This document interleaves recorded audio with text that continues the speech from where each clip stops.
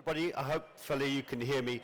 And I just want to check that you are in fact here for a presentation on gamification. I've never seen so many people this early in the day fill a hall so quickly, but wonderful to see you all. So my name is Tony Pierre. I am the Deputy Chair of Global Loyalty Organization, a newly formed organization which really aims to bring together some of the biggest players in loyalty, both on the supplier side, technology side, but on the client side too. But my main task today is, and it's a real honor and a privilege for me, is to bring to you some new thinking perhaps, and more importantly some experience around gamification. Before I introduce the panel, let me just sort of set the scene a little in terms of gamification, because depending on who you are and your background, you will have a different interpretation. We know in loyalty, and particularly in traditional loyalty systems and programs, that introducing something which is slightly more engaging from a fun perspective is sometimes a little bit of an afterthought, and for some a difficult thought.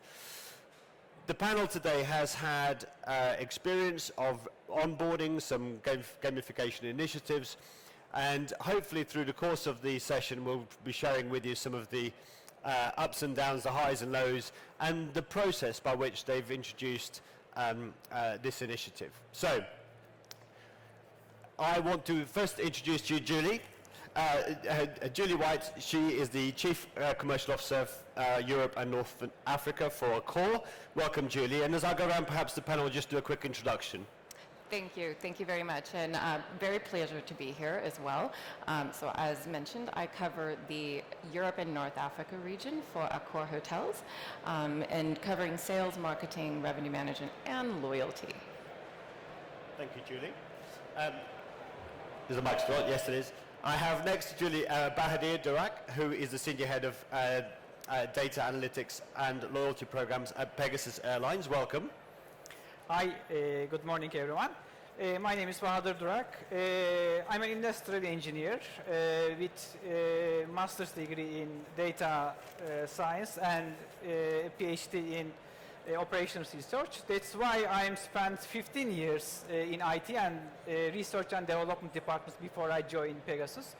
Last year, Pegasus had a significant change in its organizational structure and combined data analytics and loyalty programs together. And I took the lead of that department last year. So thank you for having me today. Thank you.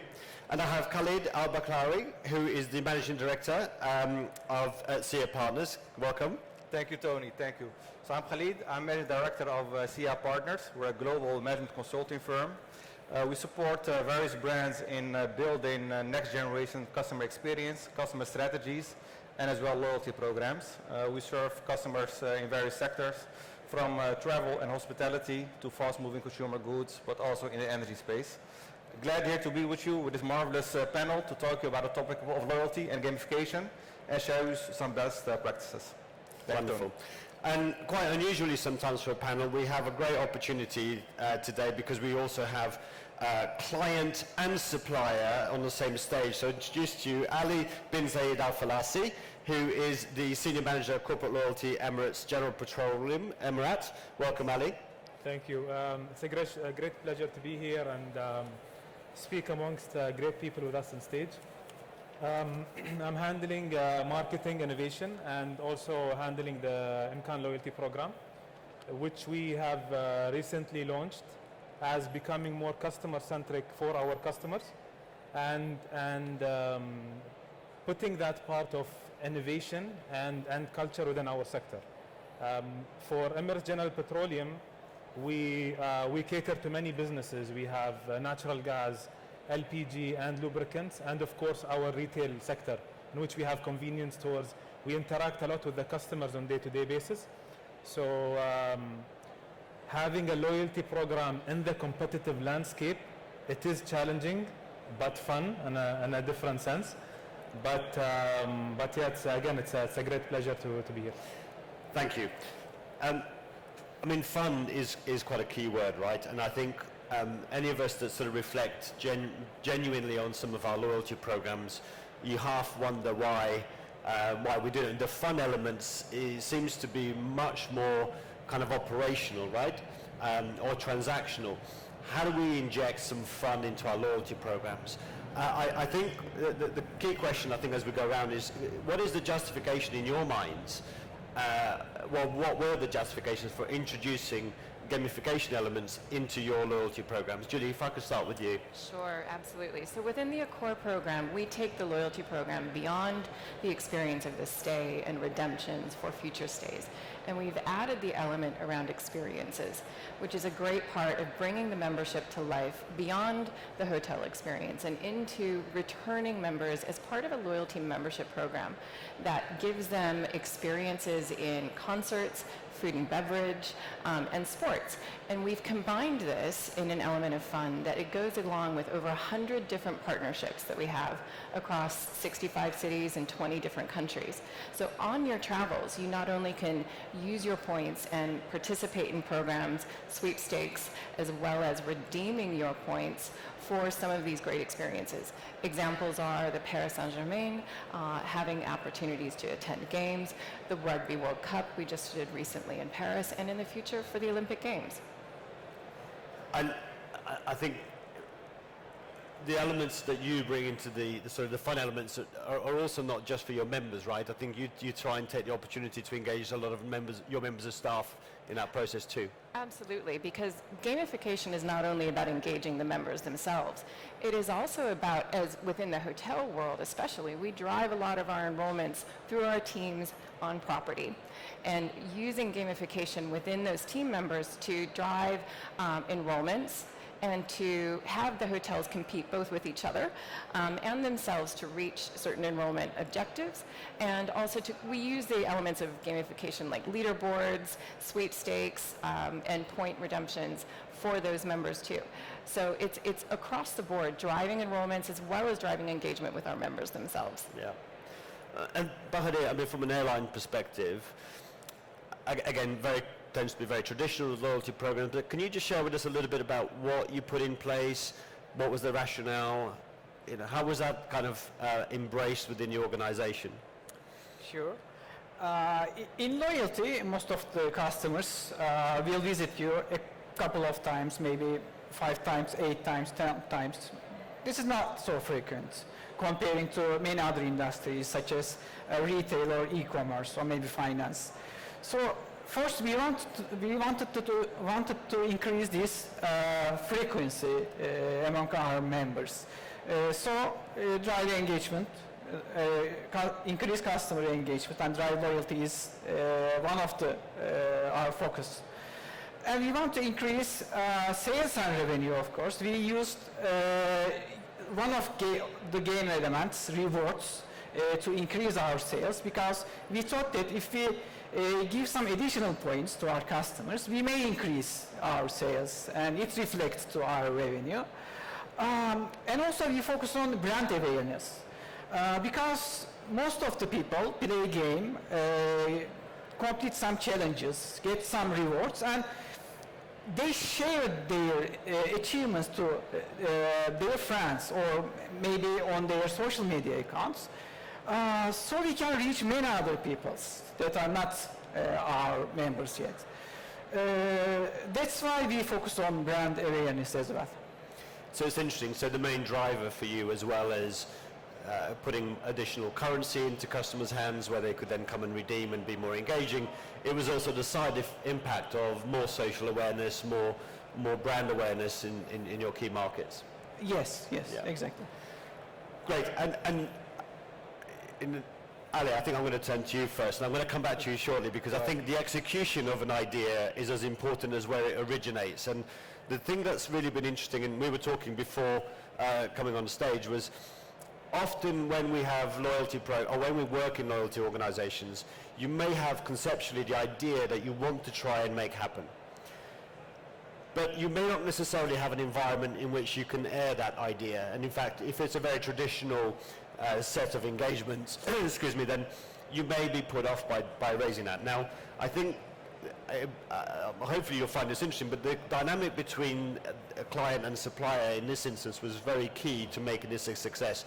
Ali, maybe you could just tell share with us the campaign element, how it started, but also the approach you took in partnership to make this happen? So when we wanted to embark on having a loyalty program, becoming more customer-centric, we did an engagement project with SIA partners. We wanted to see best in class of what is or how generally a loyalty program works, within the best practices, even in the region. How can we fit our vision? Of course, our vision is to be more customer-centric. How did we enable that, or how can we enable that? By doing an exercise before we're starting. So we did an engagement project with SIA partners. We identified the customer journeys, different personas, making sure that that fits within our business or organizational vision. Upon that, as you mentioned, you have the client and the supplier in one talk, but the way we looked at it, we looked at it as partners that we're going to work together to achieve that vision. We have such a competitive market that we work in, and we cater to more than 152 nationalities that come on day-to-day basis. So the way it originated, we sat together, we said, this is a partnership project. This is how, or what are we going to achieve within that vision, and that's the approach we took. We eliminated the titles. We created extensive workshops, extensive hours and meetings to make sure that whatever we give the customer is going to be the best product. And that's the engagement that we are continuing also with SIA partners to make sure that when we work together, we give the customer the best in class product that we have that our peers don't have. So that's the kind of the approach we took. And how did it feel for you? Because I'd imagine it's a bit of a sigh of relief to have such an engaged and willing recipient of this sort of new direction in gamification. Yeah, exactly. So we're glad to have Emirat as partner as well, where jointly we defined a vision. How does a next generation loyalty program look like? Because we all know the figures, right? Every brand has its own loyalty program. If one of you pulls out his phone, you probably have 15 to 20 loyalty programs in your pocket, of which maybe 1 or 2 you're using on a day-to-day basis. So the key question is, what is a true next generation program? How can I truly attract and retain my customers by giving the right value proposition, while at the same time winning their attention? And to do that, gamification is key. And having a counterpart like Ali, luckily we had, who was also having and sharing the same vision, that was the key to success. So to have within your organization a vision on what that customer strategy should be, how does my future customer journey look like, how I deliver the omni-channel experience, and how does loyalty play a pivotal role in that journey, and what kind of tricks can I apply in the field of gamification to win the attention of the customer. I think that's a key element in this, Tony. I think the conditions between you two were perfect to make sure this was going to be a success. But I think, talking about success generally, people define that in very different ways. Those often close to the project define it as number of visitors or number of clicks. Others further up, closer to the P&L, will want to talk about engagement and how that translates into revenue. Julie, I think coming back to Accor, and I think you got obviously some great opportunities with Olympics, bringing on and looking into sort of typically non-traditional markets for engagement. Mm-hmm. Where do you start with the KPIs of this that kind of says, we ought to do this, and this is the measure of success? Well, ultimately, gamification itself does not have its own KPI in our world, but we are looking at the standard loyalty drivers of, are we driving the enrollments to where we need to get them? Are we driving the repeat stays of our loyal members? That's where we really want the engagement of those members to come back and come back again and again and again.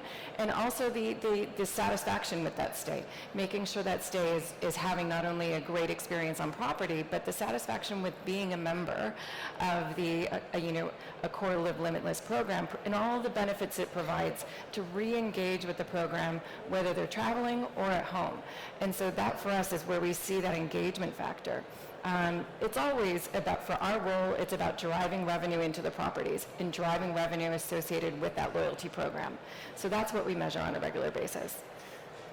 And I think, I wonder whether having that broad acceptance that actually there isn't KPI linked, or it isn't immediately linked to a revenue number. Does that, do you feel, give you more freedom to test stuff? We're always testing and learning within the programs that we have and within the engagement that we have, running a new sweepstakes, seeing the engagement that that has had and the breadth of that engagement. How many diverse members across our portfolio have we activated versus repeat activations? So these are the things that we're testing and learning with the types of things we have. Most recently, we ran a promotion on our app, which was specific to enter into a sweepstakes in combination with our partnership with Qatar Airways. So again, it was also partnering with a beyond our program and partnering with some of our airline partners to drive an experience to attend a game at the Paris Saint-Germain. And so that is, again, a new way of bringing in not only the Accor program, but our partners as well in the membership experience. Excellent. And I mean, Bahadur, within the kind of the airline scope, you launched something which is exciting. You know, you've got these KPIs in place that are engagement driven. They're also brand driven. What do you do next? I guess one of the things, and perhaps we'll segue into this, is that once you get out there and you put something exciting in the market, there's only one way you have to go, right? Is to create something else that's more engaging the next time round, the sequel to the film. So where do you stand with that? So you've tested the water, it's worked quite well. Talk us about the journey now within the organization in terms of how you view gamification as the next step. We are using 3 different KPIs to measure the gamification success. We are watching active members continuously. And surprisingly, we observed that almost half of the members who play the game were previously inactive members. So we are really happy about that. And also, redemption ratio is important for us. They are earning some additional points by participating in the gamification. And our validity period is 3 months for those points. And most of our members are motivated to use those points before they expire. So we observed a significant improvement in our redemption rates. That's also a good thing for a loyalty program. And finally, flight frequency is an important KPI for aviation loyalty. Even slight improvements can create significant impacts on your yearly revenues. So we are monitoring these 3 concepts. For the next step, we want to create more personalized gamification and loyalty program in the next few years because we have 10 million members now and we have enough data to understand our customers better.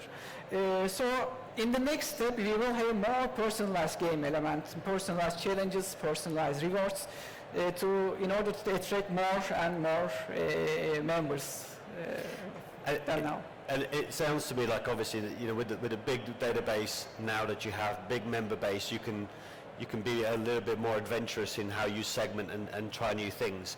And I think that's one of the things that I think with you guys is quite exciting too, which is, I think one of your latest campaigns is actually not driven at, or excuse the pun, not aimed at the driver, but actually aimed at the children. And I conceptually, I find that with 2 young children myself, quite an exciting prospect that actually you recognize that the decision-making process of going to fuel up your car is perhaps the driver's, but perhaps who decides where you go is the child. Can you tell me a little bit about how that whole concept and idea came about? I mean, Ali, perhaps I'll start with you. Just to add on that, not only the child, but also the wife. Of course. So yeah, the way we target it is we have different customer segments. The main segment we want to focus on for each campaign, we have to make sure that the ROI captured for that campaign will have a specific target segment. As I mentioned, we do have a lot of customers with different nationalities, different age groups, commuting to a convenience store or a fuel station. The fun part is testing out different campaigns and the way we approach things. So if we target, we managed to target kids. So we have multiple campaigns we had recently. We had a 1 million dirham cash campaign that was captured during the summer. The way we position it is we also want to look at the commercial aspect of it. We need to make sure that it supports the commercial part in terms of marketing, as well as it increases the incremental sales that comes throughout that. So it managed to have a high success rate. Then we moved to paying school tuitions, which is a major part in every household. So we managed to capture families. That was the segmented part. Now we have launched the treasure hunt campaign. So you win a specific weight of gold on a weekly basis that you can go and find specific treasures within our convenience store across our network. So that concept of a gamification concept that might not always be digital, but it has that sense of motivation and engagement, turning the customer from a passive customer to become more of an active customer. So each customer segment we cater to, even if they were kids, we have to make sure that we start them young in relation with the brand, because they will have always that resemblance that when we were kids, we used to go to that station and we used to win and we used to have adventures, so it grows with them. So that's also a great part of loyalty, and gamification feeds that part of having that attachment with the brand. I have to admit that this morning when I left my two young children asleep, I didn't think I was going to come on stage, and in fact just before that we started, and talk about Paw Patrol figures. Yeah. Anyone who's got children, you'll know how important those can be. And guys, looking at the technology element, how much adapting did that require in order to cater for a slightly different audience in this instance? Was that much of a tweak? I think in general, we've talked about loyalty programs. It requires some kind of agility and flexibility of the backbone you're running that loyalty program on, especially in the field of gamification, you know. And typically you want to try out first some concept before you scale up the ID to a wider market to your full population.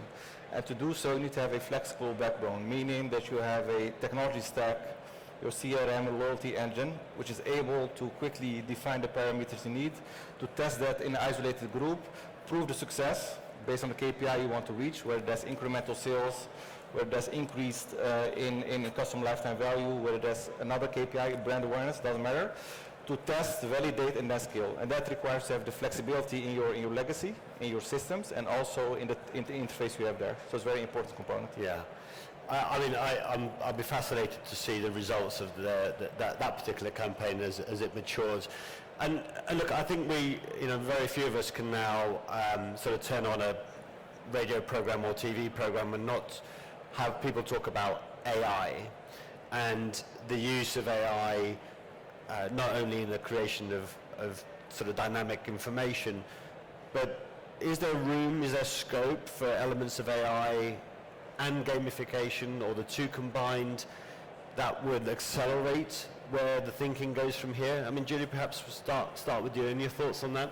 I think we're all learning as we go where it comes to AI and our abilities to use it. I think testing and learning first. We're using it in some areas in the back end of how we design, databases and how we launch some of our marketing campaigns and how we design them to facilitate the speed with which we can go to market. So I think that's one element. Testing it on the customer-facing front, we haven't done yet, but I think that's something that it's exciting to see what's coming down the pipeline, for sure. Right. Bahadir? Yes. Now we have many data. We are talking about big data. We have new methods of AI. So we have tools to process this kind of data.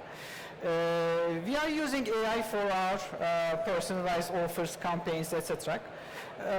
But in loyalty program, there are lots of usage of AI, and also in gamification. If you want to create more personalized gamification elements, we have to use AI to create personalized challenges, personalized offers to catch the attention of our customers. And by doing this, we also increase engagement and drive loyalty, but also we can create create an emotional connection between customer and the brand. And I think it's something very special, very valuable that a loyalty program can create. Good. Khalid? Yeah, so mainly in the experimental phase, so we see a lot of our customers experimenting with AI, like Julie said, mainly in the back end, see how it can work and how we can bring value out of it. Obviously as well in precision marketing to see how you can make personalized campaigns and leverage the data you have by bringing the right content to your customer. The application we have seen at our customers in customer-facing context, mainly in conversational AI. You know that you have your chatbot integrated in your loyalty app, by which the customer can ask any question, any customer service-oriented question, integrating the app in automating that process, which actually a first step in, and perhaps Ali will come to the topic of a super app. You know that your loyalty engine is something which you can easily expand to not only maintain and run your loyalty program, but also to extend it to a more customer service and customer-facing app, where you will have a one-stop shop in doing, you know, your full product and service offering scope into that solution. Yeah. So there we see this conversational AI application being done, and everything else still mainly in the green field or in the playing field to see what we can do out of it. Brilliant. Super app. Super app. Yeah. I mean, you said it, Khalid. No doubt AI is here to stay. We know that it is an important aspect. We are lucky also in the United Arab Emirates. We have a ministry of AI to make sure that we incorporate it in a right way. What are the latest trends? How we can utilize it. The team, as we just mentioned, we have a vision of making Imkan a super app, hopefully very soon. Because the competitiveness of the loyalty needs that. Loyalty in general is not an earn and redeem concept, it's a full ecosystem. AI, the team currently is testing few different elements of personalization of different promotions and offers to make sure that we give the customer the best experience, utilizing such sensitive, let's say, experiments nowadays.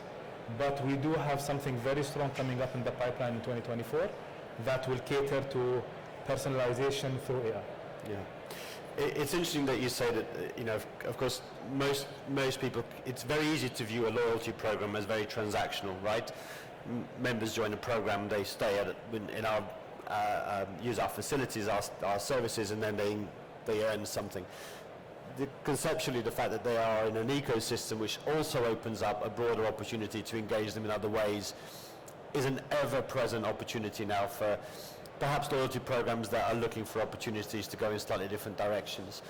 I'm just looking at the ticking clock down here, and I want to make sure that we've got some time for some questions, if any of you have some. But before we go to questions, you know, it's very easy to sit up here and say and tell everybody after the event how easy it looks, how beautiful it looks to the customer.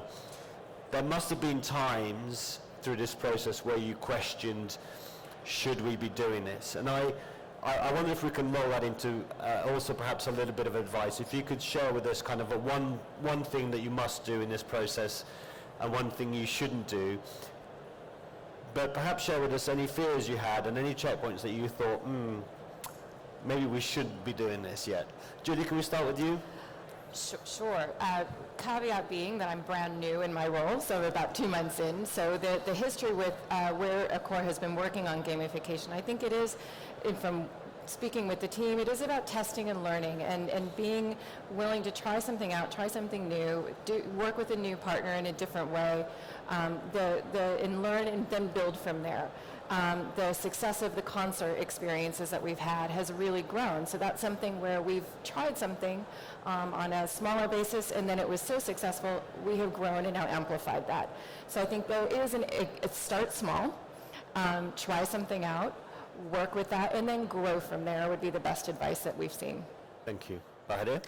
I can say that collaborations between team is important to engage, to initiate the gamification. In Pegasus, we are leading the gamification process as marketing team because we know the company goals and we align our loyalty program with these goals. But Pegasus IT team really helped us to initiate this gamification because they make sure that all of the gamification elements are compatible with different mobile devices or operating system or environments. And we have two different vendors. One of them is the creator of the game itself, and one other creates the visual elements in our gamification. So gamification process is simple for the customer, but at the big stage there are many teams working in an harmony. So this harmony is important for the success of gamification as well. Good. And Khalid, what about from a, I mean, we're getting both views here. So from a tech perspective, it's not a very comfortable thing to turn to a client and say, have you really thought about this? Any moments like that? I'm going to purposely not look at Ali. Yeah. So the good thing is that we share the product owner role of the loyalty program. So we jointly ideate on, what is the next best thing we need to bring into the program. How does that fit in our overall customer journey, and does really bring a winning factor to what we want to achieve? That we ideate on jointly. And then second, we look at, okay, is this IT-wise or technically possible, yes or no? And typically, so far, we won the battle with IT, so to say. Yeah. So that has been luckily on our benefit. But coming to your earlier point, Tony, I think the key point is there should be clear ownership of the product, the loyalty program as a product. If there's within your organization not a clear owner, someone, luckily we have Ali here, who has a vision on what that loyalty program should be doing, how that fits in the wider organizational objective, that can become an app of everything but not serving anyone, as it goes. So ownership is a very key point.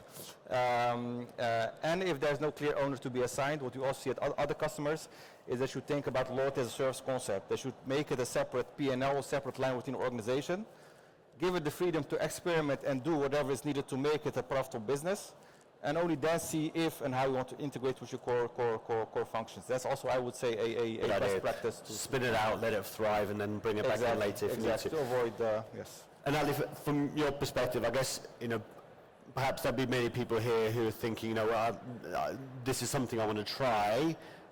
What's your do's and don'ts in this process? Let's look at it from two different perspectives, from an internal perspective and an external. When you're introducing any new product, it's very important to explain to the culture or have that culture change. We have decided to introduce a new program suddenly, or let's say after extensive time, to the organization and the customer. So the main thing is, how do you change that culture and concept and perspective of the customer? This is one of the main items, because you can't just come in and say, oh, I have a loyalty program. You have to do this. It's the study behind it and that story behind it. What will that new product do for a customer? That could go even for any new feature that you will add to the program. You can't just come in and say, we have a new feature, without having that marketing approach and the story behind it. So you have to internally have that culture change, and externally market it thoroughly. That's why we say it's an ecosystem. It's a 360, let's say, loyalty program. Any new product, any new feature, we have to make sure that we explain to the customer that we have that new feature. Even when we moved from the traditional raffle to a digital raffle, which was something completely new to our market and to the customer, we had to make sure that every single person, from the top all the way to the ambassadors we have in our convenience stores and the fuel stations, know exactly what to do and what to say. Because loyalty is not only features and value of earning and burning, but it's also the experience, it's also the customer service. This is where you create that strong ecosystem. And in your early stages of looking at this, was there any time when you thought, stop? Was probably none you're going to share with us, right? No, definitely there will be challenges, and that's the fun part. The fun, if it's, many people say if it's not challenging, then it's not worth it. The challenge is what keeps it exciting. It what makes you leave your comfort zone and innovate. Because if you're stuck with the same cycle, you're not going to be able to come up with new things. Even when it comes to competitors, if they're making it hard on you to operate, then you'll figure out other solutions. You'll make sure that you need to make it happen one way or another. We did face that at the beginning, but we made it happen. We had a couple of workshops. Guys, that's the goal. We have to make it happen. Let's figure it out. And Khalid knows which period exactly was it, but we made it happen. Yeah. And we did it in a, let's say, in a great way that we learned a lot during that process. And that will keep going with any new feature and product coming in. I mean, it sounds to me, I mean, first of all, just well done for all of you for being brave with gamification, because it does, I think it does take an element of creativity and being brave to get some of this stuff out in the open, knowing that actually there's some reputational risk that goes with it. I'm conscious of time. I've got about 3 minutes left. I'm just wondering, as I look around, whether anybody has any burning questions to ask. I see at least one hand up. If anyone's got a microphone. I've got one at the back, and then we'll come to you, sir. Thank you. Professor Nayak from Germany. As a professor of hotel management, I guess my question is to Julie from Accor.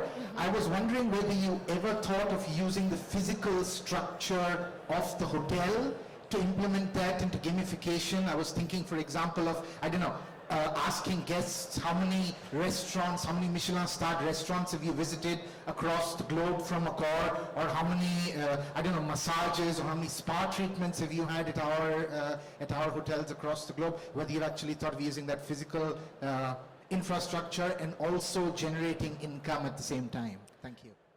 Good question. Thank you. That's a great question. Where we have used the hotels, the properties themselves, rather than do a quiz sort of format with the guests, we've actually engaged the properties in hosting some of our member experiences and events. So for example, we have used some of the properties to host a concert or a meetup among some of our elite members, so that they're hosting and experiencing perhaps a property they may not have already stayed at, but to also showcase the property. Then that becomes an F&B opportunity for the hotel, and it becomes a potential, further media opportunity as we expand and showcase that event. So we are using the properties in representing the gamification elements, but more so on a way of engaging our members in how they can either bid for an auction for a particular concert, or participate, or burn some of their points to participate in a particular experience. Thank you. I think we probably have time just for one last quick question at the front here.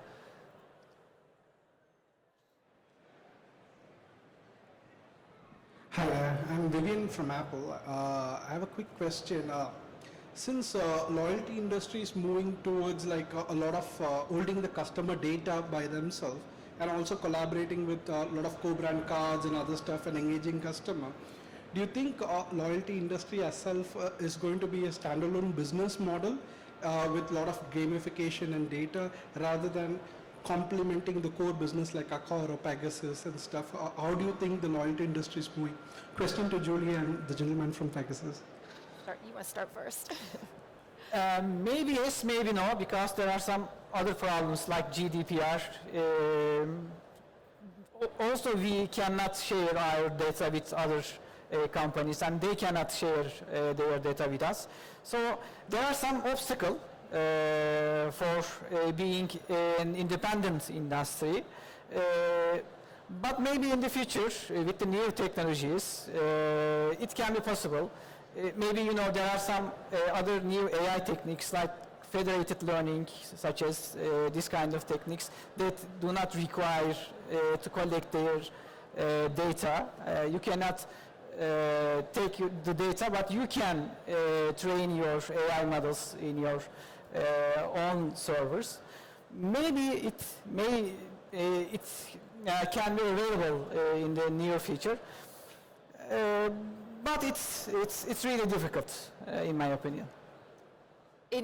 In the UK, you have certain companies with Nectar, for example, that has its own loyalty program that has partnership bases. Within Accor, we are engaging the loyalty program for our hotels to re-deliver members back to stays at the properties. We do have partnerships where we extend that relationship into others, and the relationships with other loyalty programs that work back with us.